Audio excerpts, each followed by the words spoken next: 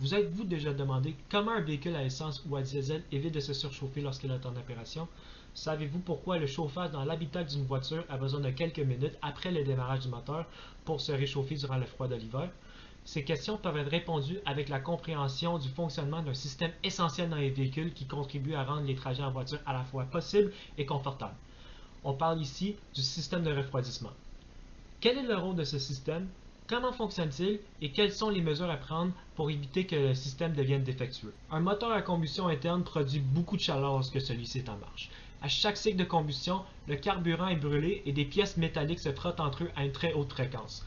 Tout cela produit une quantité énorme d'énergie thermique. Si un moteur devient trop chaud, les composantes en métal se déforment et les matériels deviennent trop mous, ce qui augmente l'usure et la possibilité de la défaillance prématurée. Il est alors essentiel pour un moteur de se débarrasser de cette chaleur supplémentaire s'il veut éviter les dommages inutiles et prolonger sa durée de vie. Il y a longtemps, les moteurs étaient refroidis à l'air. Ils utilisaient des ailettes de refroidissement pour maximiser la superficie du métal chaud en contact avec l'air passant qui emportera la chaleur loin du système. Plus tard, les moteurs refroidis par liquide apparaissent. Ces derniers fonctionnent avec du liquide de refroidissement qui coule à travers des passages dédiés du bloc moteur pour recueillir la chaleur excessive et l'amener ailleurs. Ce liquide doit aussi être résistant aux basses températures pour éviter de geler durant l'hiver et prendre de l'expansion détruisant le moteur. C'est pour cela qu'on y donne parfois le nom antigel. Explorons les composantes qui font marcher le système de refroidissement dans les véhicules. Le système est composé du radiateur, de la pompe à eau, du thermostat et du noyau de chauffage. Ces pièces sont reliées ensemble par de divers tuyaux en caoutchouc. D'abord, le liquide de refroidissement froid est pompé par la pompe à eau vers le moteur où il se réchauffe en absorbant la chaleur excessive et retourne à la pompe. La pompe à eau est entraînée par une poulie et une courroie reliées au moteur tournant. Ensuite, ce cycle entre la pompe et le moteur continue jusqu'à temps que l'antigel devienne assez chaud pour faire ouvrir un thermostat. Le thermostat contient une cire qui prend de l'expansion lorsque la chaleur du liquide est capable de le faire fondre.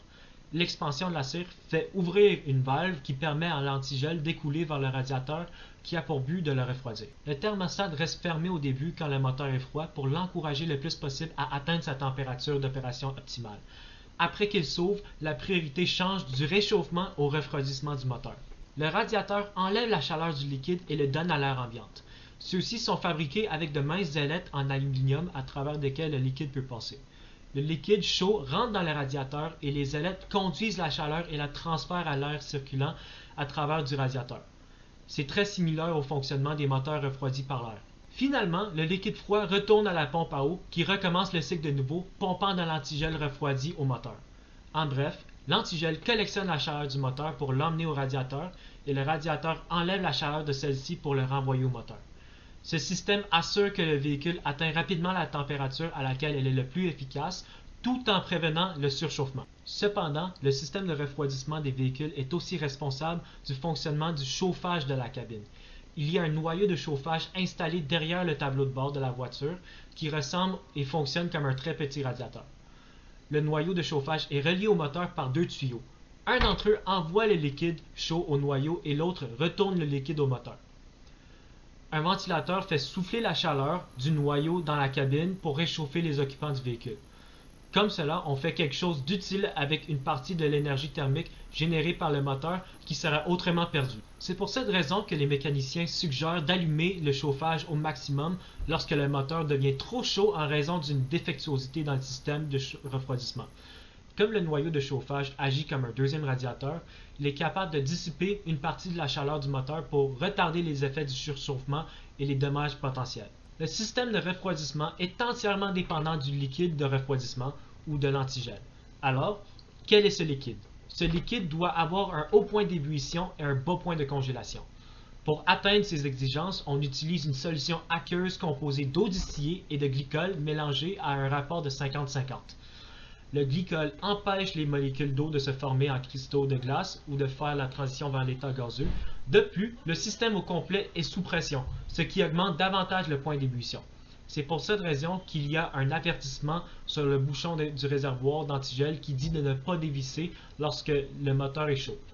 La soudaine baisse de pression, si on le dévisse, du système provoquera une transition instantanée de l'antigel de la phase liquide à la phase gazeuse, ce qui causera de la vapeur d'eau bouillante à sortir du réservoir, ce qui peut provoquer des brûlures du troisième degré. Le liquide de refroidissement contient aussi des additifs qui protègent les composants métalliques du système et empêchent la corrosion de former. Avec le temps, ces additifs se décomposent et la rouille dans le système peut apparaître. Cette rouille peut causer des fuites d'antigel, ce qui est un problème très sérieux et très coûteux à réparer. Il est alors très important de changer son liquide antigel aux intervalles suggérés par le manufacturier du véhicule. Il ne faut aussi pas oublier de vérifier le niveau de liquide dans le réservoir d'antigel pour s'assurer qu'il est à la bonne place, tout en se rappelant de ne pas ouvrir le réservoir lorsque le véhicule est chaud. Si le niveau est bas, elle peut indiquer qu'il y a une fuite quelque part. Pour trouver la source d'une fuite, on peut observer le dessous du véhicule pour voir s'il y a une flaque de liquide par terre. L'antigel peut être identifié par une odeur et un goût sucré et une couleur vive comme le vert, le jaune, l'orange ou le rouge. Les différentes couleurs représentent les différents additifs utilisés pour produire l'antigel. Comme c'est une solution aqueuse, elle ne doit pas sentir huileuse entre les doigts. S'il y a beaucoup de fumée blanche qui sort du tuyau d'échappement du véhicule, ça veut dire que le moteur est en train de brûler du liquide de refroidissement. C'est un indicateur qu'il y a une fuite dans le joint de culasse du bloc moteur et que l'antigel est capable de rentrer dans la chambre de combustion.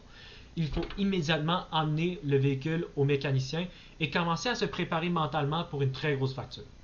Un manque d'étanchéité dans le joint de culasse peut permettre à l'huile à moteur et le liquide de refroidissement de se mélanger.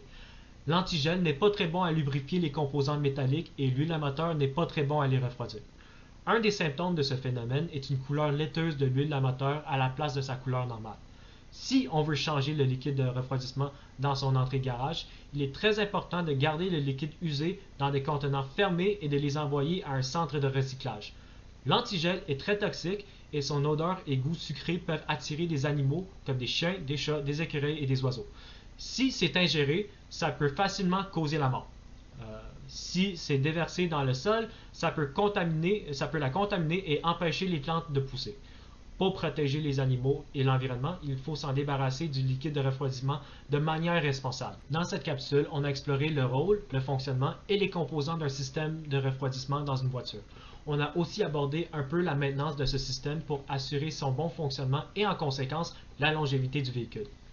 Finalement, on a souligné l'importance de recycler le vieux liquide antigel de manière sécuritaire et responsable. En tant qu'étudiant en génie mécanique, je trouve ce genre de sujet très intéressant et je rêve de pouvoir travailler dans le secteur de l'automobile pour contribuer à l'innovation de la prochaine génération de véhicules. Tous les diagrammes et vidéos dans cette capsule ont été conçus et filmés par moi-même. Aucun de ces films provient de sources externes.